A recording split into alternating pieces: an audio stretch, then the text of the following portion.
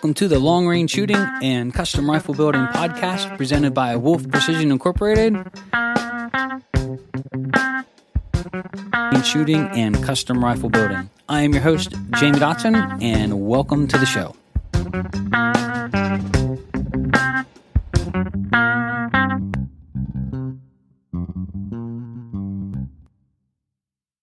Hi, and welcome to episode 21 and part 2 of our series on shooting fundamentals. My name is Jamie Dotson. I am your host, and in this episode, we are going to be talking about scope, sight, picture, and head alignment.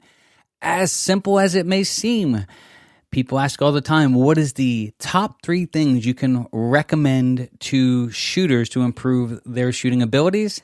This is in the top 3, so without further ado, here we go.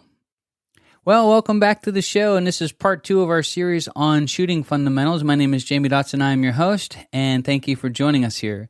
So in this podcast, we're going to be talking about scope, sight, picture, and head alignment. We're building up and continuing on with our series on fundamentals of marksmanship. And on this one, it's really important to take some time to talk about this. This is scope, sight, picture, and head alignment. As simple as this sounds, as easy as it sounds, it is one area that will get you in all kinds of trouble in a hurry. And if I had to pick out the top 3 things that I think makes a great difference for a new shooter, and this is in there. So head alignment is just about as simple as it gets, or at least you would think so. Of course, we want to be aligned with the scope so we see a full view of the target without any black ring around it on the outside edge of the glass. That's pretty common sense. But to go a couple steps further, we actually have to have the same head position while we move to get on target. In other words, when we were talking about in our previous podcast, when we were talking about fundamentals, we want to move our body and aim the rifle left and right. So we want to use our feet to drive the rifle. The reason we do this prone is it's going to allow us to maintain that same position or contact with the rifle as we move around. So just don't reach up and grab the rifle from target to target. When you're transitioning from target A to target B, don't grab the front of the rifle and slide it over to the left and you stay in the same position, or slide it to the right. I call it the windshield wiper effect. Move with you and the rifle in place in that same relationship as a team and slide over to get on the next target, especially if it's a target that is small or at distance that you intend to try to really hit. So the reason this is so important is we want to keep our head, eye, and scope relationship the same at all times. And another really important and often overlooked mistake is called cheek weld and cheek pressure. Now, I want you to really pay attention to the word cheek pressure. This is probably that highlighted line I want you to do and say, this is a big deal. This is one of the top 3 things that will grab shooters and cause them all kinds of heartache at distance, especially from the prone position. So, of course, we want our face to be in contact with the stock. It really is hard to shoot at distance if you can't get a good cheek weld on it. For example, they make a lot of factory rifles, or at least in years past, that had no adjustability whatsoever. So when you're trying to shoot with the higher magnification scopes that we use, you can't even get your face on the stock to begin with. That's not a good place to be when we're trying to shoot at distance. They do make some aftermarket parts and pieces that you can put on your rifle that'll help you get some cheek weld and cheek pressure. So, for example, like an Eagle stock pack, or another great one would be Gotta Grip, or Cheek Ease, EEZ. All of those make aftermarket cheek pieces that can go on a factory rifle or a custom rifle that doesn't have an adjustable cheek piece. And they're going to allow you to get at least a good face contact on the stock. So the 2 things that we're talking about is cheek weld, where the rifle touches your face, and cheek pressure, how much pressure is involved. So we want our face to be in contact with the stock. Now that said, we must get into the habit of not only having the same cheek position on the stock, but the same amount of pressure against the stock for each and every shot. This is one that is most often overlooked and one that can make the biggest difference in long-range repeatable accuracy. So here's how it works. When I get onto a rifle, or when you get onto a rifle, we want to have a good cheek weld. And I try to get my face on the rifle to where I'm just having my face touching it, and the little fatty part of my cheek is being squished up a little bit, and you can just feel the stock touching the cheekbone itself. And I don't want a ton of pressure on the stock. In other words, I don't want to lay my head onto it as a headrest. I just want to have contact. I want to make sure that I'm touching the rifle in the same position with my face every single time. Then we get into cheek pressure. And here's where tons of shooters get in trouble. And let me give you a little backstory on my experiences with this and what this sort of looks like in the field. So let's just say we're going to a match. Let's just say it's a 3-day match, and they allow us to do a sight-in on Thursday. So it's a Friday, Saturday, Sunday match, and we're going to do a sight-in on Thursday. Well, you and your two buddies show up at the match. Everybody's getting ready to shoot. Everybody's having a great time. Everybody's relaxed.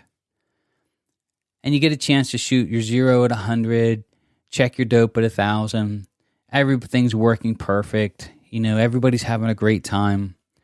Then, the first day of the match, I have a word for this.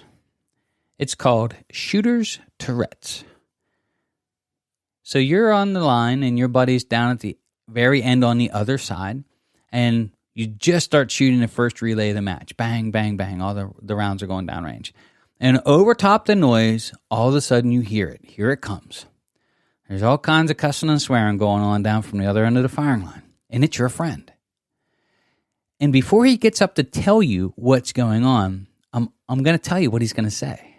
He's going to come up and he's going to say that his 0 is off, that it always does this. He's hitting low left. He's hitting low right. He's hitting high left. The gun always does this. I don't understand why this happens. And he'll be all upset, frustrated. He'll re-zero his rifle. And when he goes back home and gets on his home range in the relaxed position, his 0 will return to its original 0. His 0 did not change. He changed. So I'm going to do the best I can do to explain why this part is just super important to pay attention to. When he was on the gun for sight-in, he was relaxed. His cheek weld and cheek pressure was consistent to what he normally does. As soon as the match started, tension built up and he grabs onto that rifle and he plants his face on that gun till he's almost breaking the blood vessels in his face. So he gets excited, which we probably all do if we go to a match or on a hunt. But the first thing you do is you clamp on the gun and you start exerting a fair amount more cheek pressure, which will change your point of impact. That is a bad thing. This is why I want you to mentally highlight cheek pressure, because it has a terrible effect at distance. Let's go one step further on this. If we take a rifle and we set it on the ground and you start pushing and pulling on, just touching it with your finger and you're tapping it, it really doesn't move anywhere. Gravity has it pinned to the earth.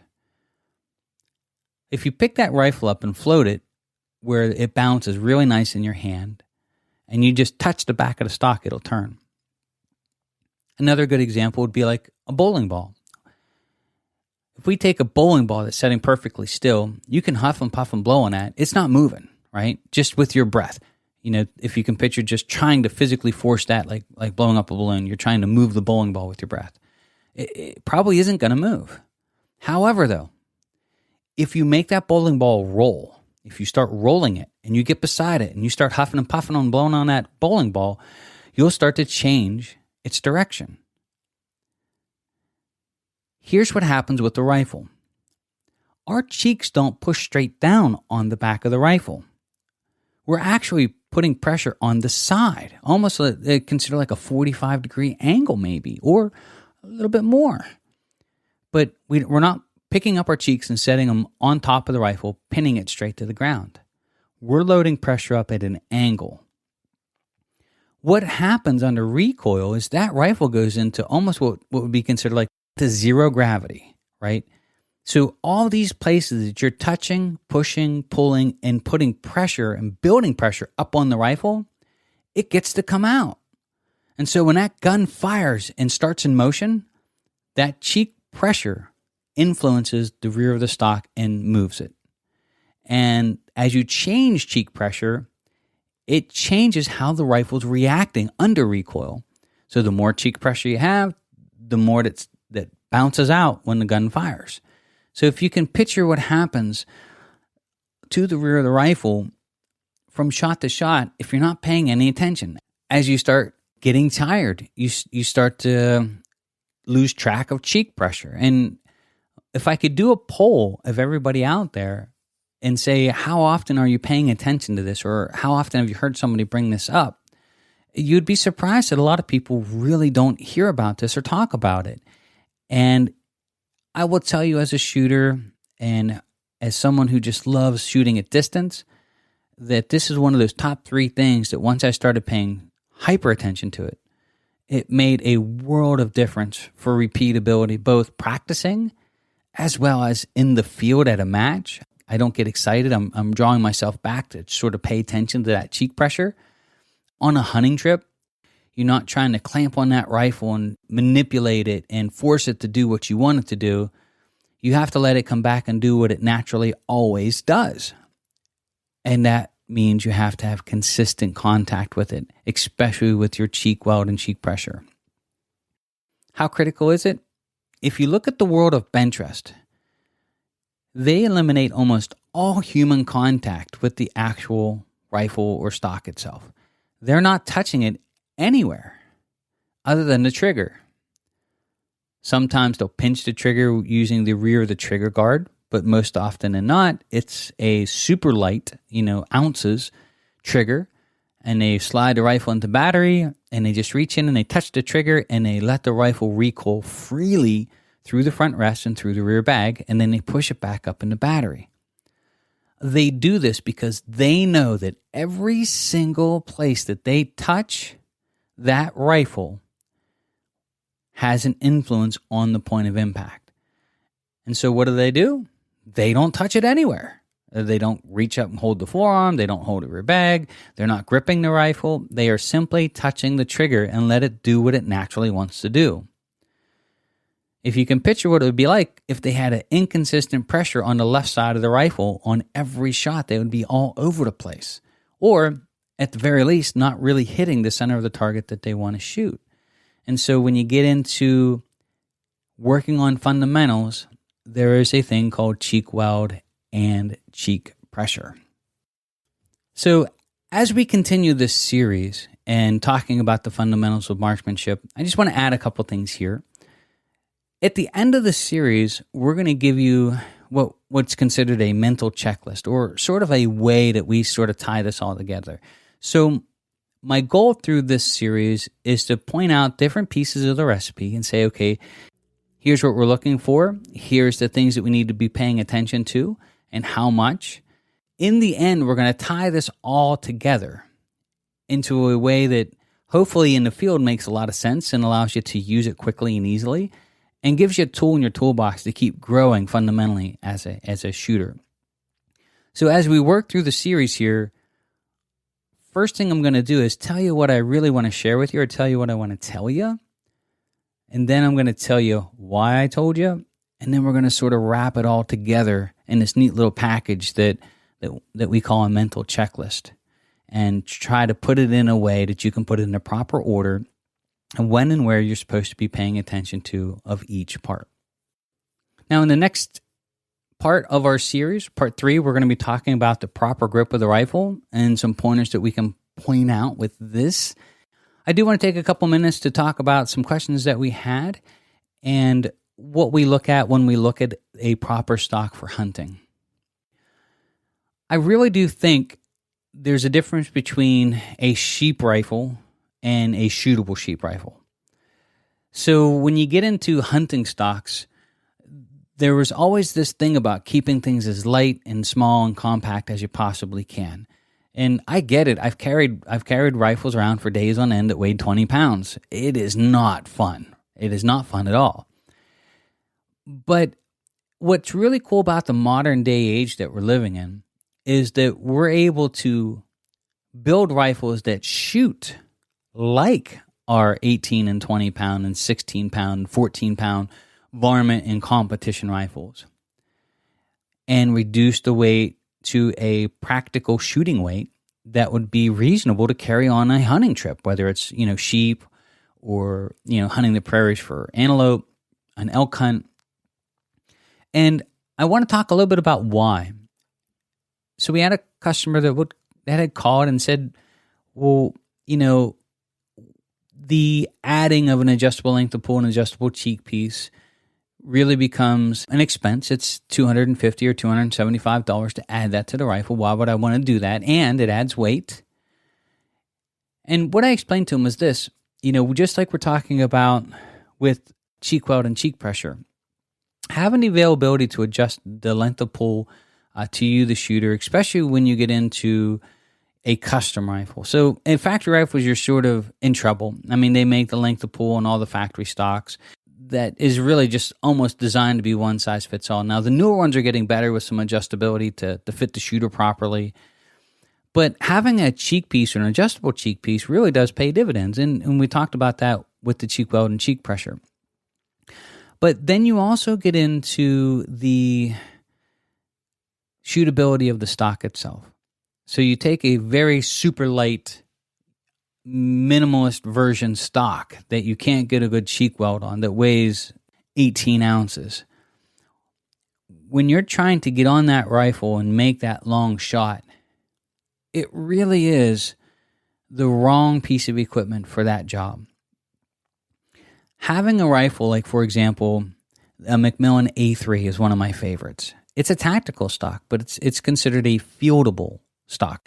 It's a stock that's designed to shoot great from lots of positions, not just a prone position. So you take like a Macmillan A5, great stock, beautiful stock for the prone position. Pretty big and cumbersome for other places, shooting off the nook of a tree, shooting positional or off your knee or slung. Not that it can't be done, it certainly can. But it's really meant, let's just say 70% prone precision and 30% everything else. You get into a stock like the Macmillan A3, A3-5 with the slope cut out a little bit flatter in the rear, the A10 or the Game Warden, which is almost a modified A3 for the hunting world. What makes these rifles perform so well from the prone position is their design.